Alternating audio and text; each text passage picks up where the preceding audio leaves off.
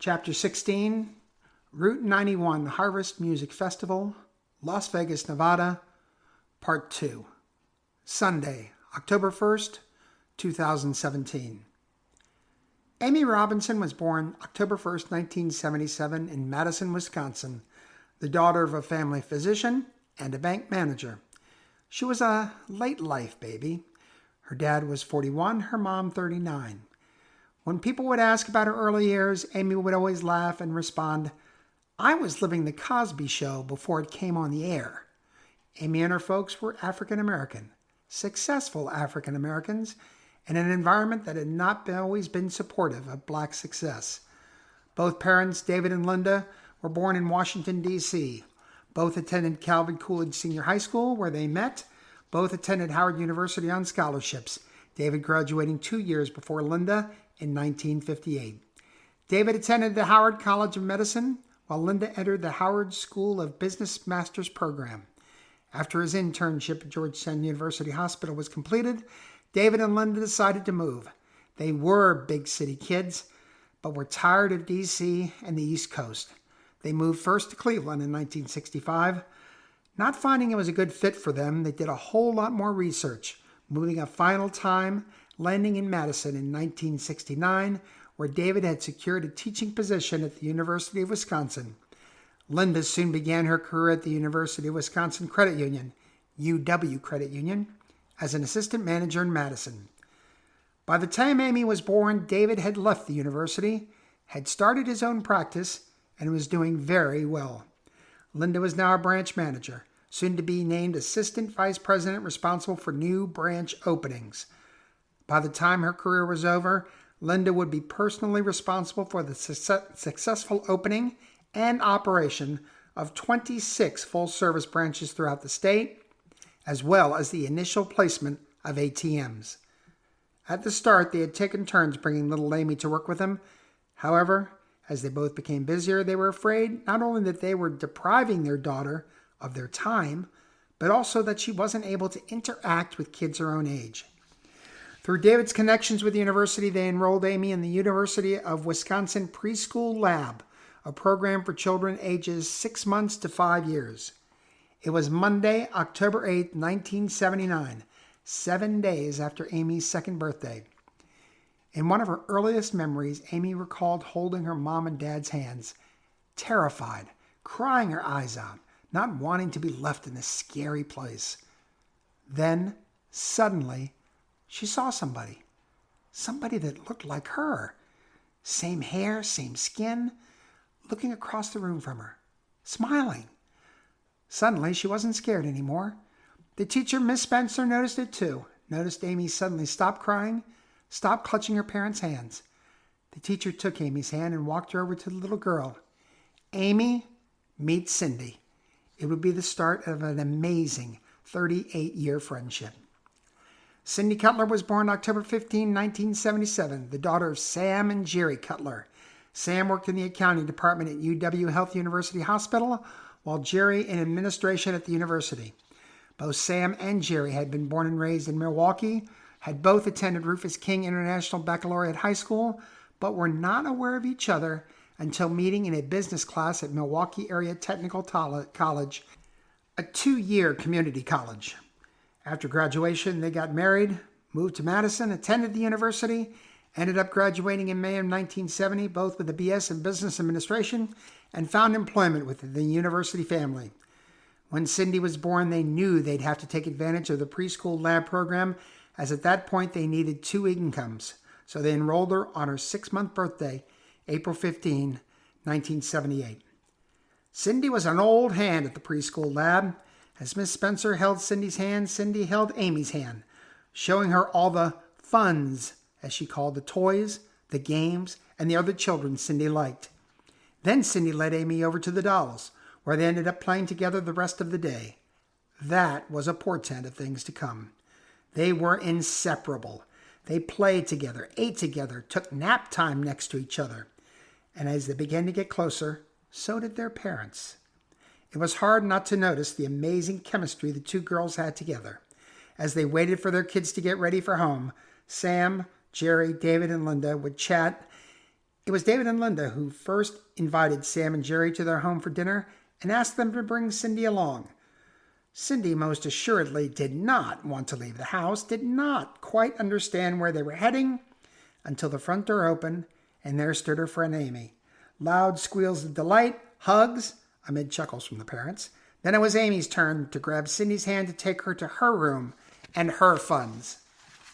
Close friends, special friends, best friends have a language all their own. Certain words, certain phrases will conjure up an event, a moment that will explain everything to the other. Funds was one of those words for Amy and Cindy. Funds with an eye roll when a teacher was boring. Funds when they were on a mutually enjoyable double date. Funds when they were on the same Madison West High School girls basketball team and starting guard Amy had found starting forward Cindy in the corner with a lightning fast pass, shot, and nothing but net for another game winner. Funds, nostalgically, as they readied themselves to graduate from the university in May 1999, both cum laude, both with degrees in nursing. The four parents sitting together in Wisconsin Fieldhouse, now hair-streaked with gray, thinking back to that October day in 1979, when their lives intersected due to the amazing friendship of two little 2-year-old girls. And if it is possible for parents to follow in the footsteps of these children, these four did. Although from different parts of the country, initially in different economic strata, though that would change as both Jerry and Sam continued receiving promotions and increased responsibilities. The six of them, including the inseparable daughters, would dine together, go to concerts together, travel together, mostly cruises, mostly the Caribbean, enjoying each other's company wherever they might be. They sat together through kindergarten, 8th grade, high school, and college graduations, commiserated with each other when first Amy, then Cindy, went through a rebellious phase. They helped and supported each other. Everyone had their money with the UW Credit Union. Everyone went to Dr. David for sprains and strains, colds and flu. Sam worked with David so that his patients would be sure to have the times they needed for procedures and the best hospital rooms. He even let his friend know when the cafeteria was preparing something extra special for lunch. They ate together at least once or twice a week. Through both Sam and Jerry's help as well as their letters of recommendation, Amy and Cindy were hired at University Hospital in Madison, Amy as a surgical nurse, Cindy in the emergency department. They were to start on July 1st, 1999. To celebrate, they made the first of their 19 yearly trips to Las Vegas, always dubbed Funds Squared, staying at the brand new Venetian Las Vegas, which had just opened May 3rd. They have always claimed that the phrase, "what happens in Vegas stays in Vegas," originated with them, and they're rather loud, due to the white Russians they had on the plane, repeating of the phrase while standing in line waiting to check in. Their certainty at those Vegas marketers stealing slurred promises is the only certain thing they remember from that first Vegas go-round. 10 days later, basically leaning into each other to get from hotel to cab to airport to plane, then asking for multiple air sickness bags each while in flight, they were still able to look at each other before greeting their folks, grin, and proclaim the trip to be funds. Amy and Cindy were there for each other not only in good times but bad times as well. On July 4th, 2001, the Andersons and the Cutlers got together for a July 4th picnic at the Andersons' brand new house near David's practice. At about 1:30 p.m., David whispered to Linda that he wasn't feeling well and that he'd be right back. At about 2:15 p.m., Linda was concerned and went looking for him. It didn't take long. As she walked into the kitchen from the backyard, she saw him face down on the floor. A massive heart attack had killed him before his face hit the linoleum. He was 65. Linda asked Sam to deliver the eulogy, and he was the perfect choice. He spoke of David, the work he did, the families he helped, the good and decent life he led. And then he choked up. But I would have known nothing about this amazing man unless he had had a cute little 2-year-old girl. He brought her to the preschool lab. She saw my cute little 2-year-old girl across the room. If they had not met and became best friends to this day, I wouldn't be standing here missing my friend, telling you all about the things you already know about him, thinking about the amazing times we had together. He got quiet, looked around at the packed service, and blinking back tears, looked down at David's daughter. Thank you, Amy, for loving my baby girl from the get-go. Unfortunately, the worst was coming.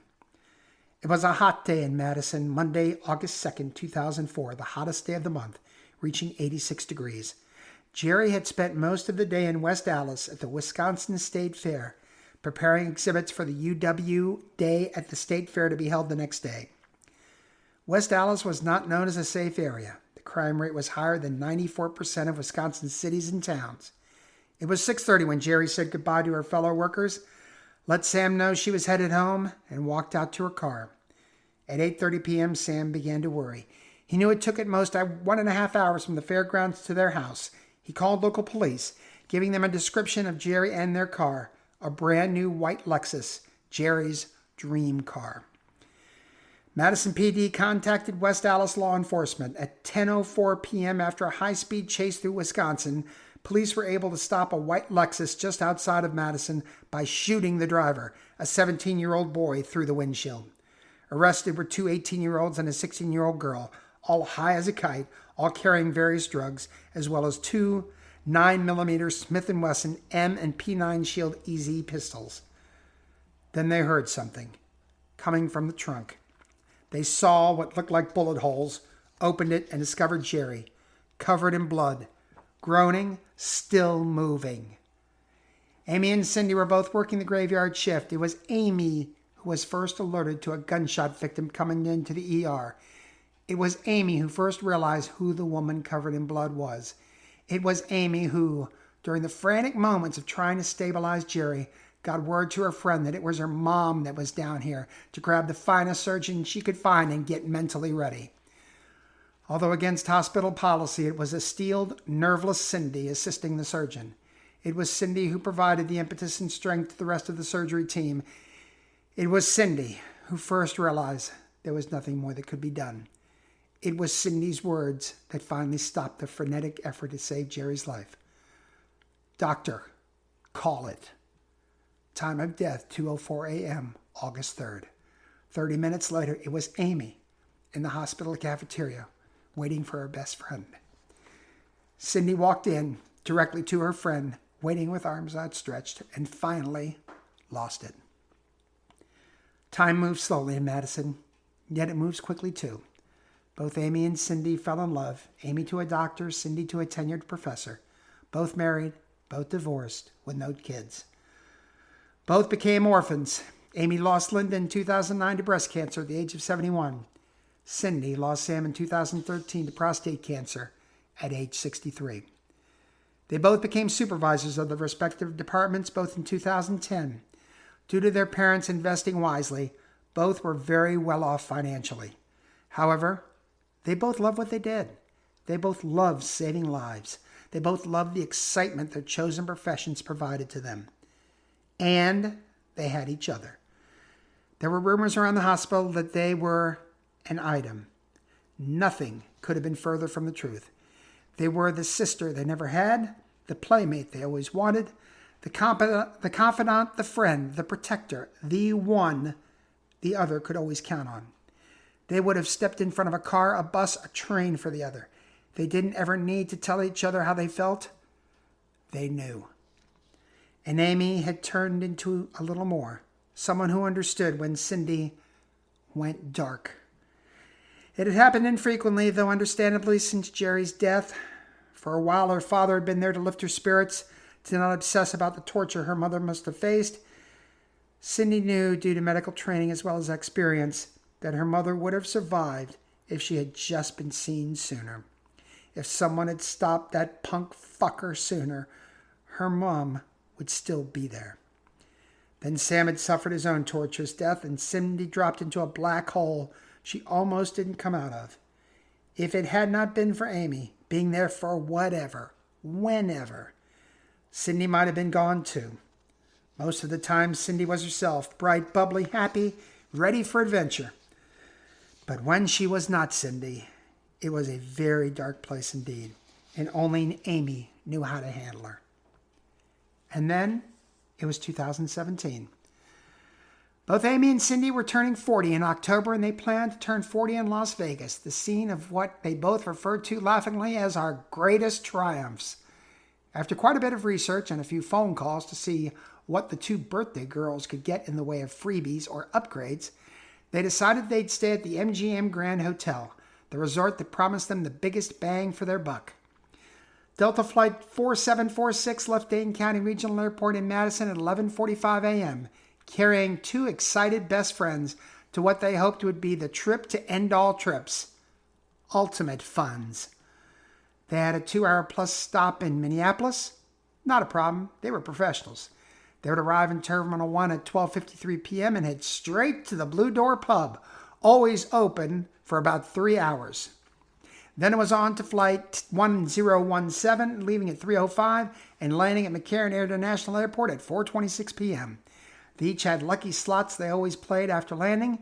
Then it was off to the MGM Grand with car and driver waiting at the curb. Sunday, October 1st, found them walking the Strip on a beautiful Sunday evening.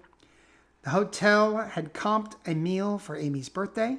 After the incredible hurt they'd put on themselves the last 2 days, they needed a quiet table, a good glass of red wine, and a big, perfectly cooked steak dinner. Tom Colicchio's craft steak it was. What a beautiful monkey bread dessert treat for the birthday girl. They were not country music fans. They didn't hate it. It was just something they didn't listen to. They'd heard the music all weekend and found out from the concierge that the festival was having its last night just about a half-mile away and got 2 comped passes. So there they were, just about at the entrance when they both heard it. A crack. It sounded like rifle fire. Crack. Pause. Crack. They both looked up and toward where they sounded like it was coming. The Luxor? The Mandalay Bay? It sounded like it was coming from across the street. Then suddenly, a jackhammer. Automatic weapons fire. They both saw where it was coming from. Flicks of light from a top floor at the Mandalay Bay. From their vantage point at the entrance on Russell Road just off Las Vegas Boulevard, they could see fire heading down toward the mass of people in front of the stage. They could hear screams, could see crowds of people headed toward the exits, towards them. And here is where years of training kicked in. Instead of panicking and running away from the fire, Cindy calmly stated to the very frightened ticket takers, "You have an active shooter. We're trained nurses. Who do we see?" As she was asking the question, the ticket takers bolted past them. As they ran, Amy saw a couple of Las Vegas Metro police officers. She remembered the uniform, since 2 of them had been kind enough to escort them back to the MGM Grand at 4 a.m. that morning. "Officers, you have an active shooter. We're trained nurses. Where should we go?" "Have you seen where the fire is coming from?" "Yes, a top floor in Mandalay Bay." She pointed to where they had seen the shots. The officer radioed that information. More jackhammers, staccato fire, more screams, more panic. "Follow us." As the officers moved toward the main area, it seemed the gunman noticed them as well. "Down!" 2 officers, 2 nurses, flat on the ground, behind the rear bleachers, hearing the bullets whizzing past them, around them, hitting trees, walls, kicking up dirt. More screams. Amy and Cindy could see people in front of them, writhing in pain, not being able to move. They could also see people in front of them, not moving, even after more bullets tore into them. Then it stopped. 1 minute. 2 minutes. At the 3-minute mark, Cindy said to Amy, "Let's get to work." And for the next 10 hours, that's exactly what Amy and Cindy did. They initially worked as a triage unit, helping the most critically wounded, then those who were serious, then serious but stable, then those in good condition. All the while having their nurses' IDs at the ready for EMTs, police, and the occasional doctor who happened to be at the concert. They helped the EMTs with info they'd gleaned from their initial reviews of the wounded. They started blood IVs, helped bandage, helped with splints, portable casts, tourniquets, carried wounded to ambulances, pickups, autos, anything that could be used to get folks to one of 3 different hospitals.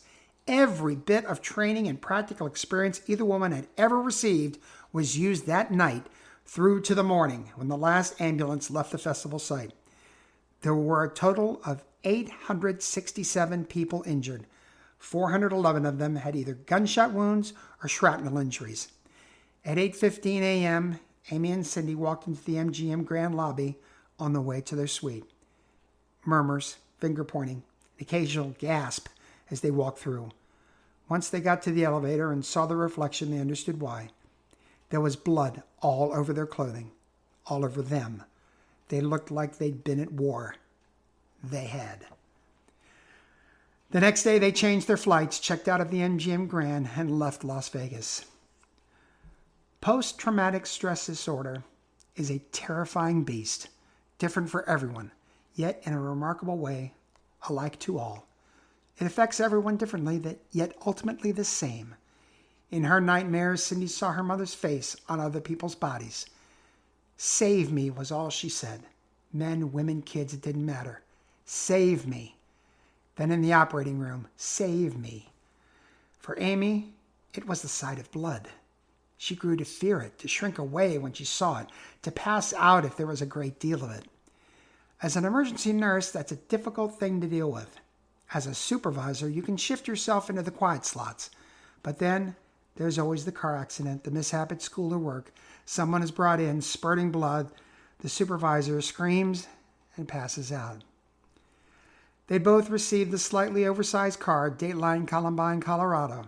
Inside was a note that began differently than the others. Dear Amy and Cindy, we're writing the same words to you both. One of the definitions of a nurse is to give medical and other attention. That definition does not even begin to describe the love and care you showed for your fellow man October 1st and 2nd. You are heroes, and we salute you. Amy was Las Vegas 113, Cindy Las Vegas 114. Both received Navy Yard 14 as their mentor. Both were active on the site. Both for the same reason. They had dinner together Sunday, October 15th, Cindy's birthday. They compared their thoughts about the site, about Navy Yard 14, anything except that Las Vegas night and morning. Both were quiet. Both were sad. It's a heartbreaking truth about people. Once you go through something traumatic with someone, you tend to associate that traumatic event with that person. And so it was with Amy Robinson and Cindy Cutler. On Monday, October 16th, Amy Robinson gave her notice to the hospital, took her remaining vacation and sick time, and retired. She had not told Cindy about this decision. Cindy heard several days later, tried to call Amy, with no response. It would be months before Cindy and Amy would speak to or see each other again. That catalyst was Maxine, Navy Yard 14. Both Amy and Cindy had evidenced an interest in the plan for basically the same reasons. Both had wanted to meet with Ray. He would be flying on Saturday, July 7th on Delta Flight 4687, arriving in Madison at 11:30 a.m.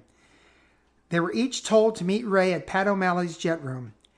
Amy was told noon, Cindy at 12:05 p.m. Based on what she'd been told, it was Amy who was the hesitant one, Cindy the more anxious to restart their friendship. Maxine gave Ray the lowdown, told him she had described him to them both, so if they wanted to chat, they'd come to him. Let them introduce themselves. Don't let one know the other is coming. Told him about their 38-year friendship and asked him to just step back and let whatever would happen, happen. Gee, thanks, Ray thought. Ray arrived, headed to O'Malley's, got a seat in the far back corner, sitting next to the huge picture windows looking out onto the runway. He was watching a plane land when he realized he wasn't alone. Looked up and into the eyes of a 5'9" African-American woman, slightly heavy-set, with about the saddest eyes he'd seen in this whole experience. Remembering what Maxine had said, Ray just said, "Yes? Hi, are you Ray Wilson?" "Yes, hi." Waiting for a minute. "Hi, didn't Navy Yard 14 give you my name?" "Uh-oh. Yes, she did, but I always like to be absolutely certain of who I'm speaking with, for security reasons." "Oh, I understand. I'm a few minutes early. I'm Cindy Cutler." "Holy shit. Glad I didn't fuck that up." "Hi, Cindy. Pleasure to meet you. Please have a seat." 11:58. Damn, stall. "Have you ever eaten here before?" "I haven't eaten since last night." "Nope." Expectant eyes. Before I get started, Sydney, let me just get the server's attention for some water. Sure. Server came right over.